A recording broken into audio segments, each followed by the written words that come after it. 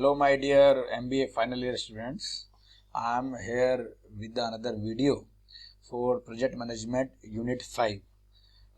This unit is going to cover the last part of project management where we will discuss about how to monitor and control the projects. As this is the fourth process group in this project management. And remember this one, this project monitoring and control starts whenever the project starts.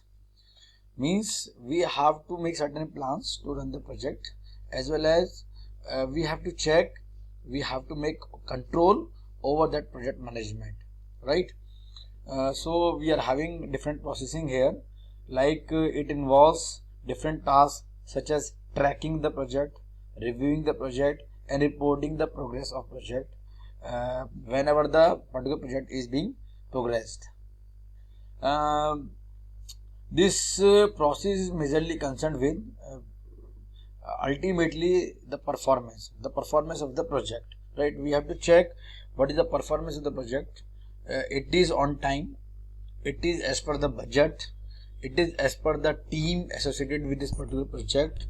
Whatever forecast we made with the time as well as with the budget, we have to check it out, right? It includes two parts: input as well as tools and techniques. Under inputs, we have to check project management plan, we have to schedule forecast, we have to forecast cost, then we have to validate all the changes. Whatever changes we will find, we have to validate that one. We have to check work performance information, and we have to go for enterprise environmental factors which a certain enterprise is having within its organization, and last, organizational process assets. It is being called OPA. To have this particular input, to have that process, we are having certain tools. We are having expert judgment. Expert judgment means whenever already certain experts are available and they give certain judgment about this particular project, that this project is in right direction or not. Analytical technique we are going to discuss further. Project management information system we are going to discuss. Meetings, whenever we are having a team and we are having certain meetings to discuss that project is in the right direction or not. Up to analytical technique, and we are having various methods. So many methods we have discussed in statistics earlier. We must be knowing that one as a regression analysis, grouping methods, causal analysis, root cause analysis, forecasting method, time series scenario building से पढ़ा होगा हम लोगों ने, failure mode and effect analysis, reserve analysis, trend analysis, EVA अभी हम पढ़ेंगे, and value analysis I will discuss further, and variance analysis. इनमें से बहुत सारा हमने पढ़ा होगा somehow in statistics, somehow in QT, quantitative techniques, right? This project management information system. First remember this term information system. जब भी ये वर्ड यूज हो गया, you try to get, we are going to use information technology somehow. As we know, ERP systems are being installed in each and every institution, organizations. So what is the role of ERP? There is one cluster of certain systems. वहाँ पर एक कुछ ऐसा club बन गया, ऐसा cluster बन गया है कि will do work at a system and it can be checked, it can be verified, it can be monitored at another system, right? As we have seen tally system in different organization, तो number of accountants are sitting in one organization. किसी ने एक entry करी तो the senior sitting at another place, they may check. So for this project management, this information system is used in each and every organization. Whenever the large system is there, so different project executors are there. They are fulfilling their entries, they are putting their forecasting, they are putting their actual treatment of the work, and the senior person, the project manager, is sitting at a place, may check कि what is happening, in which stage this project is there, और उसी information system से he is able to take corrective actions. We are having this milestone analysis. We must understand what is milestone. जैसे हमने पढ़ा था CPM में, certain task was there and certain arrows were there. तो one task, then one arrow, then one task, activities. तो वो जो circle में जो वैल्यूज लिखी होती हैं, या we may call it A B C D E F G H ऐसी जो वैल्यूज लिखी होती हैं, तो जो एक पर्टिकुलर एक्टिविटी कंप्लीट होकर जब वो स्टॉप होती है that is being called milestone. मतलब अचीव कर लिया हमने एक पोजीशन को। सपोज मुझे स्टार्ट से लेकर फिनिश तक 7 एक्टिविटीज होकर गुजरना है, तो one activity, the end of one activity will called one milestone, right. Tracking and जो गैंट चार्ट हम बनाते हैं, we have to track that Gantt chart with the percentage of completion work, right. सबको देखते रहते हैं किसने किया, कब स्टार्ट हुआ, किसने किया, who is the resource person, कितना परसेंट कंप्लीट किया, that to check is called tracking Gantt chart. Then the most important part, EVA, 100% it is going to be asked in the examinations also. EVA, earned value analysis. Earned value analysis is only a project controlling procedure. जिससे what we do, हम एक flow diagram बना लेते हैं, हम check कर लेते हैं, कैलकुलेट करते हैं कि how much work is done, what was my forecasting for time and cost, and what is the percentage of completion. We'll check one by one. As 3 parts are there: planned value, earned value, actual cost. Planned value, whatever we have planned earlier, कि कितना value होनी चाहिए, तो उसके लिए जो भी budget हमने सेट किया that is being called planned value, PV. Please don't get confused with present value, it is planned value, right. Second is earned value. earned value क्या है कि एक्चुअल में कितना वर्क कंप्लीट हो गया है, so the completed work or the expressed performed work is called EV, right. उसकी value जो भी होगी. Actual cost, AC, that is the actual cost which has been involved to complete a particular task. अगर मेरे को A से लेकर Z तक काम दिए गए हैं और अगर मैं देखता हूँ उसको up to E, A B C D E तक कितना काम हुआ है, तो उस काम में जितनी एक्चुअल कॉस्ट लग गई होगी that is called as AC. Schedule variance is SV. जो वेरियंस देखता है, variance is in between earned value and present value. We may see the formula here. SV is equal to EV minus PV. हम देखते हैं कि जितना मैंने plan किया था और जितनी मैं काम कर चुका हूँ वो किस मैनर में चल रहा है, तो हम देख सकते हैं इफ EV माइनस PV जो वैल्यू आ रही है, इफ दैट इज पॉजिटिव, अगर पॉजिटिव आ रही है इसका मतलब हम अपने काम से आगे चल रहे हैं. इफ दैट इज नेगेटिव तो हमने जो प्लान किया था उससे हम बिहाइंड चल रहे हैं, पीछे चल रहे हैं. और अगर बोथ आर इक्वल तो it mean that is called zero, that is called zero, right. Zero का मतलब हो गया देयर इज नो वैल्यू, जितना हमने प्लान किया था उतना ही काम चल रहा है, right. Then the next one, that is cost variance, cost performance index and schedule performance index, right. One by one. Cost variance is जितनी मेरी एक्चुअल कॉस्ट लगी और जितनी मेरी अर्नड वैल्यू है उसका डिफरेंस क्या होगा.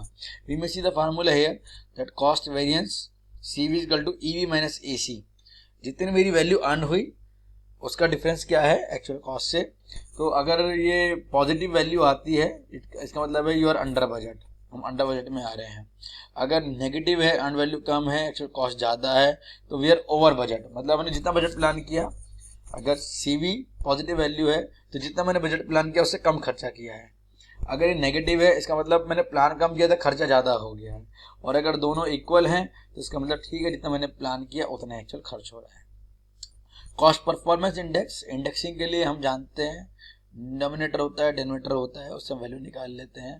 तो CPI निकालेंगे हम, CPI का फार्मूला बनेगा EV अपॉन AC, मतलब एक्चुअल कॉस्ट के अकॉर्डिंगली कितना टाइम्स मैंने अर्न वैल्यू कर ली है, राइट. वैसे अगर 1 से ज़्यादा होगा तो ओवर बजट है, 1 से कम होगा तो अंडर बजट है, वैल्यू एक्यूरेट 1 होगी तो बिल्कुल एब्सोल्यूट है. ऐसे ही स्केड्यूल परफॉर्मेंस इंडेक्स SPI बनता है, SPI equal to EV upon PV, मतलब अर्न वैल्यू की प्लान्ड वैल्यू से कंपैरिजन है, राइट. इंडेक्सिंग है तो अगर 1 से वैल्यू ज़्यादा है तो ठीक चल रही है, पॉजिटिव है. अगर 1 से कम आ रही है तो नेगेटिव है, प्लान कम कर रखा है. अगर दोनों इक्वल है, 1 आ रहा है तो इट्स ओके, एब्सोल्यूट वैल्यू है. Then the last part is being called project termination. Termination में व्हेन टू टर्मिनेट, तो टर्मिनेट का मतलब होता है to complete the project, to destroy the project, to obsolete the project. अब कब करते हैं, या तो प्रोजेक्ट कंप्लीट हो गया हो या प्रोजेक्ट कंप्लीट नहीं हो सकता, in between we have to close out, right. तो there are certain reasons.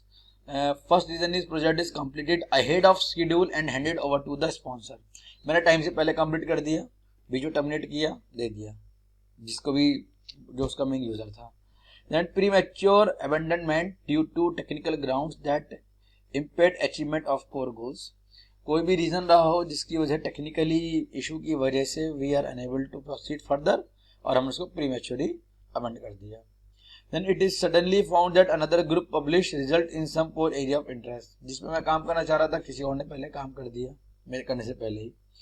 The principal investigator or an equivalent person suddenly quits and the project cannot continue, जो मेन उसका ऑर्गेनाइजर था, जो मेन प्रोजेक्ट मैनेजर था, जो main principal investigator था, उसने quit कर दी, जॉब क्विट कर दिया, प्रोजेक्ट छोड़ दिया, लड़ाई हो गई, वॉट एवर द रीजन, जिसकी वजह से I am unable to execute further, so I will terminate that project in between. Then unanticipated loss of human funding and other variable sources, कोई पर्सन था, कोई मिस हैपनिंग हो गई, expire हो गया, फंड नहीं मिल पाया, या कोई अवेलेबल रिसोर्स जो मेरी रिक्वायरमेंट थी I am unable to complete because of the loss of that particular resources.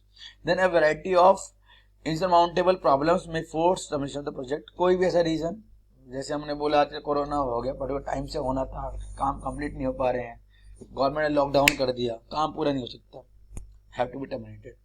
And interim review suggest the project will not help achieve the desired objective, काम चल रहा था, इन बिटवीन मैंने उसको monitor किया, रिव्यू किया, review करने से लगा कि the direction is wrong and I am unable to, or the group is unable to continue with this particular project, so we will terminate. So top 5 reasons जो निकल कर आते हैं, that is being called as expensive है, company goal fulfil नहीं कर सकता, competitor are doing a better job, competitor से बेटर कर रहे हैं, हम लोग फार बिहाइंड है, project gets out of control, मेरी कंट्रोल से बाहर निकल गया, कंप्लीट ही नहीं कर सकता, इंपॉर्टेंट और प्रायोरिटी प्रोजेक्ट्स कम्स अप, कई बार क्या होता है प्रोजेक्ट मुझे मिला हुआ है लेकिन उससे बेटर या उससे इंपॉर्टेंट प्रोजेक्ट हमें मिल गया, राइट। एक बहुत बेस्ट इसका एग्जांपल मैं दे सकता हूँ, ड्यू टू कोरोना, अभी जैसे स्वस्थ भारत के अलग अलग अभियान चलते हैं, तो क्या होता है डॉक्टर्स को अलग अलग अभियान मिल रखे थे कि आपको गांव में जाके इलाज करने हैं, आपको एक पर्टिकुलर सेगमेंट को आपको हेल्प करना, सपोर्ट करना है। अब कोरोना वाला जैसी कंडीशन आ गई तो गवर्नमेंट ने क्या काम करा, सारे पुराने वाले काम रोक दिए, डॉक्टर्स को बोले कि आप सब काम छोड़िए, just focus over the corona, right. तो उन्होंने क्या काम करा, उनके लिए क्वारंटाइन वाले अलग अलग जगह की अरेंजमेंट किया, अलग अलग हॉस्पिटल्स के अरेंजमेंट किए, तो वो प्रायोरिटी हो गई। तो जो प्रायोरिटी प्रोजेक्ट्स थे उनको पहले फॉलोअप करना पड़ा, जो पुराने प्रोजेक्ट्स थे उनको होल्ड पे डाल दिया, टर्मिनेट कर दिया। और the last one, failure in testing process, हमने प्रोजेक्ट को एग्जीक्यूट करने से पहले टेस्ट किया, टेस्ट करने में we are unable to get are optimistic result, तो we will terminate that. Generally 4 methods are there or 4 types of project terminations are there. Termination by extinction, termination by addition, termination by integration और termination by starvation। तो हम देखते हैं पहले termination by extinction में extinction occurs in any scenario where the project goes away, successful है तो हटा दिया, अनसक्सेसफुल है तो हटा दिया, एनवायरनमेंट में चेंज हो गया, it takes too long time, murder हो गया, मर्डर मतलब murder of project not of the person, when work on a project stops some organizational works continue, कई बार हो जाता है। टर्मिनेशन बाय एडिशन, जैसे एक प्रोजेक्ट मिला हुआ था आपको एक घर बनाने के लिए, लेकिन उन्होंने कहा नहीं भाई इसको तो ऐसे नहीं बनाइए, इसको एक्सटेंड करके बनाइए, तो पुराना प्रोजेक्ट खत्म हो गया, अब नया प्रोजेक्ट आएगा। when the project is successful it is institutionalized, project successful हो गया लेकिन अब उसने कहा कि अभी आप नहीं बनाओगे, पूरा इंस्टीट्यूशन में इसको अप्लाई करा दो, right. And while the project goes away project personnel and assets are transferred to the new business, generally ऐसा होता ही है। Termination by integration, the most common way to terminate a project, integrate कर देते हैं, ये बिजनेस के अंदर ला देते हैं, हमने काम किया इसको ऑब्जर्व करके पुराने स्ट्रक्चर में इंक्लूड कर देते हैं, right. Termination by starvation, starvation में हम उसकी वैल्यू कम कर देते हैं। Termination by starvation involves greatly reducing the budget of a project, हमें लग रहा है बहुत बड़ा जा रहा है, हम नहीं संभाल सकते, बजट कम कर दो, राइट। पॉलिटिकली कुछ डेंजरस हो जाते हैं, इस वजह से हम करना पड़ते हैं, या कुछ बैड मैनर है तो चल देते हैं। नॉन टेक्निकल इश्यूज, पॉलिटिकल है, क्रॉस कल्चरल है, और कुछ भी और पर्टिकुलर रीजन हो सकता है। तो we have to ensure all these activities, हम उसको ध्यान रखेंगे, ultimately then we will work out with the project, right. देखना पड़ेगा, तो अल्टीमेटली में देखना पड़ेगा कि कैसे स्टार्ट हुआ, हमारे अकॉर्डिंग काम हो रहा है नहीं हो रहा है, ठीक काम हो रहा है it's okay, otherwise will terminate, right. So this is the end of this project management unit 5। Thank you.